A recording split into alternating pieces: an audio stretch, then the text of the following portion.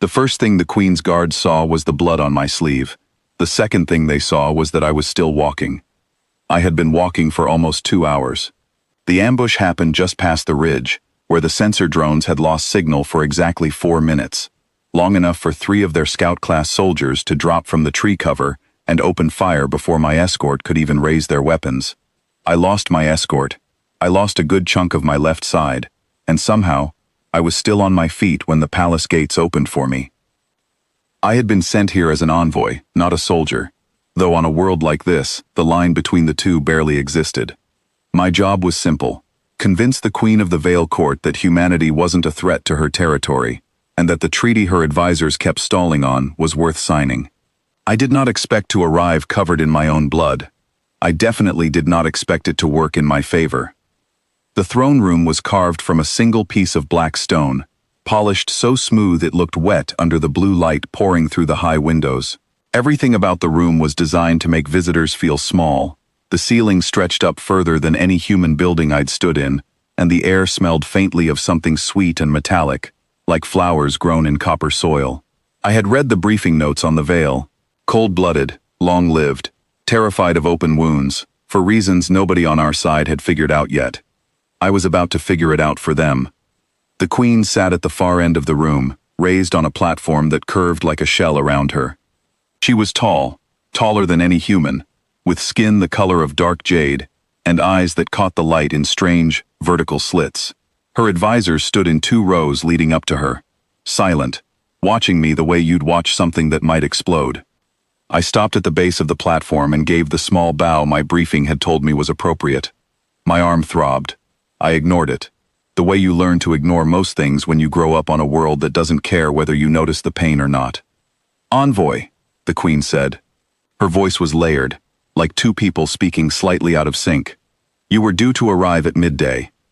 "I was delayed, Your Majesty," I said. There was an incident on the Ridge Road. One of her advisors, a thin man with pale green scales, stepped forward and studied me more closely. His eyes moved to my sleeve, and I watched something change in his face. Not curiosity, alarm. "You are injured," he said. "A graze," I said, though it was more than that. The plasma round had torn through muscle, not bone, which was the only reason I could still use the arm at all. I had wrapped it tight with a strip of my own jacket before walking the rest of the way, because stopping to treat it properly would have meant arriving even later, and lateness, on a diplomatic mission, can cost more than blood. The advisor didn't step back. He stepped closer, which surprised me, because everything I had read about the Vale said they avoided open wounds the way most people avoid open flame. He asked, quietly, "How long ago?" 2 hours, I said. "Give or take." The room went very still. Not just quiet, still, in the way a place gets when everyone in it has stopped breathing at the same moment. The advisor turned to look at the Queen, and she was already looking at me, and for the first time since I'd walked in, her expression had cracked open into something unguarded. 2 hours, she repeated, "and you are standing." "Yes, Your Majesty." "Show me." I hesitated only because I hadn't expected the request, not because I didn't want to comply. I unwound the cloth from my arm, slow enough not to startle anyone holding a weapon nearby, and let the wound show under the blue light. It wasn't pretty, but it also wasn't bleeding anymore.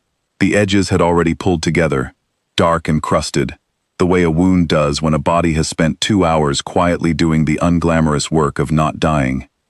The Queen came down from her platform. She did this herself, without a signal to her guards, without an announcement. She simply rose and walked down the shallow steps toward me, and every advisor in that room turned to watch her do it like they'd never seen it happen before. Maybe they hadn't. She stopped an arm's length away and looked at the wound the way a scholar looks at something that shouldn't exist.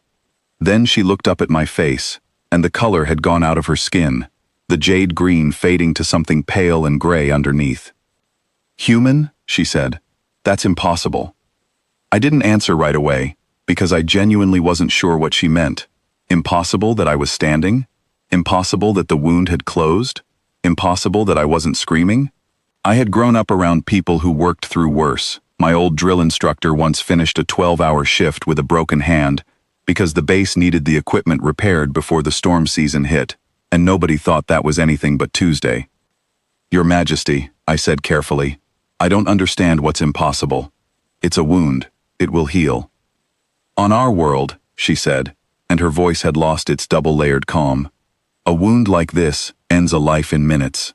Our blood does not simply stop. It does not close itself. We would have already lost you 3 times over by now. I looked down at my arm, at the ordinary, ugly, half-healed gash, and understood for the first time just how differently our 2 species had been built to survive.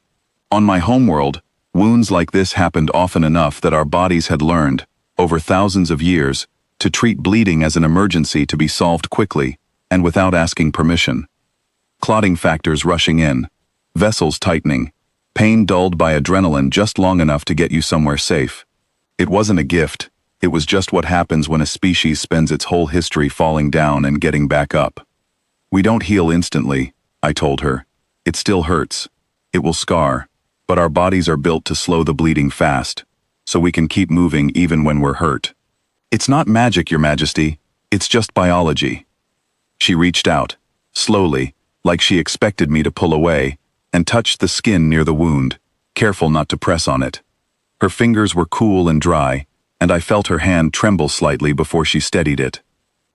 Your world must be a cruel place, she said quietly, to build a people who heal like this. It wasn't kind, I admitted. Not in the beginning. We had predators bigger than us, weather that didn't wait for anyone, and diseases that didn't care how young you were. So we adapted, slowly, painfully, but we adapted. She straightened and turned to her advisors, and something in her posture had changed, less like a monarch addressing her court, more like someone who had just understood a piece of a puzzle she'd been given years ago and never solved. For 6 generations, she said, we have wondered why the humans do not fear the border skirmishes, the way any reasonable species should. We assumed arrogance, or ignorance, or a lack of proper caution. She looked back at me. We were wrong. It is not that you do not fear injury. It is that your bodies do not surrender to it. We still fear it, I said honestly. I was frightened on that ridge road, Your Majesty. I ran when I should have, and I hid when I could. And I only kept walking because stopping felt more dangerous than moving. Courage isn't the absence of fear. It's just what you do anyway. That seemed to catch her off guard more than the wound had. She studied me for a long moment, her pale color slowly returning to its usual deep jade, and then she asked the question I hadn't expected from a monarch who, an hour ago, had kept me waiting at the far end of a very long room. Will you sit with me while your wound is treated? I would like to understand more about your people. Properly, not from reports. I said yes, because saying no to a queen who had just offered you her personal physician was not a diplomatic option, and also because I meant it. She led me to a smaller chamber off the throne room, one with softer light and low seating, built for creatures with different joints than mine, and her physician, an elderly woman with silver-gray scales and careful hands, cleaned and properly dressed the wound, while the queen sat across from me and asked question after question. She asked about our medicine, about how we trained our soldiers to keep working through pain, about whether all humans healed this way, or whether I was simply unusual. I told her the truth, that I was ordinary, that every soldier on that ridge road would have done the same, that this wasn't strength so much as inheritance, passed down from ancestors who had no choice but to survive worse. Your ancestors sound as though they never had the luxury of surrendering, she said. No, I agreed, but we also never learned to give up asking for peace, either. That's why I'm here, Your Majesty. Not because we're strong, because we'd rather not need to be. She was quiet for a long moment after that, watching the physician tie off the final bandage on my arm.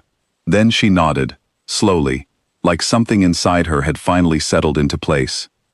I will sign the treaty, she said, not because I fear your strength, envoy, because I finally understand it. A people who endure this much and still choose peace over conquest are not a threat to be managed. They are allies worth having. I felt something ease in my chest that had nothing to do with the wound. Thank you, Your Majesty. Do not thank me yet, she said, though there was warmth in it now, not the cold formality from before. You will need to survive my council meetings next, and I promise you, They are far less forgiving than a plasma wound. I laughed before I could stop myself, and for a moment, the Queen of the Vale Court almost smiled.